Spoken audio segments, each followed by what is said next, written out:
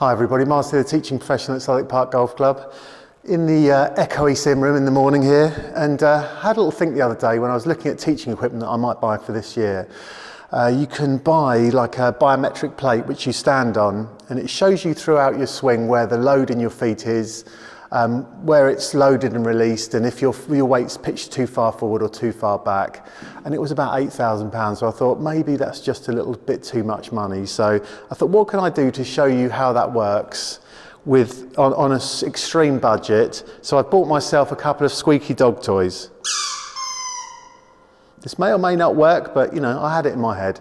So let's just talk about the basics of weight distribution anyway. So in your address position and in your ready to hit, you want to be balanced. I want you to probably feel that the weight is at the end of your laces, which pitches you forward a little bit, but gets you centered. So a couple of things you don't want. You don't have the weight back on your heels as you swing, and you certainly don't want to have it too far forward onto your toes, because they're the ones that sometimes people lose that little bit of control at the end and have to make that step to keep their balance.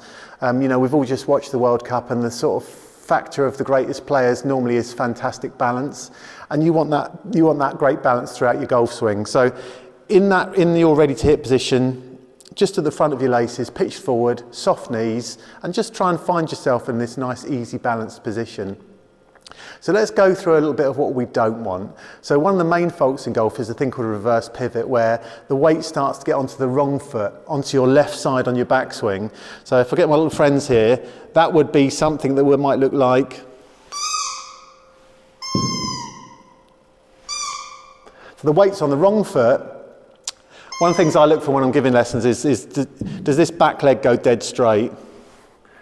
So really bad fault in golf. Sometimes you'll rock back and top it, other times you'll smash down on top of the ball. It's one of the things that if you do in your swing, you must get rid of.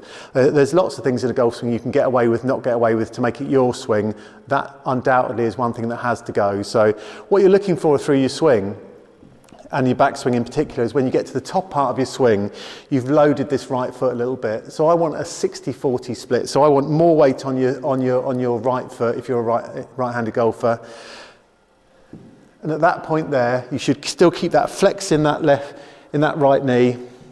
And we've just gently put enough weight on so we can use that weight to drive back down again. So what you're looking for is something like this. Load and release. So you end up with all the weight on this left side. And it's something you can easily practice at home. Right side, 60-40. Now get rid of all this weight onto your left side. And at the end of your swing, all the weight should have transferred onto this left foot. So definitely something you should look for in your swing. But if people are coming back to your golf now and looking to your practice, that'll be one of your fundamentals about where is weight in your swing. So you could try something like this. I've seen people do it with much smaller things. You know, you can put your foot on a tennis ball and get the weight off it and stuff like that. So yeah, get yourself a dog toy. And if anyone's got a dog and wants these, quite good. Thanks everybody. Excuse me. See you all next week.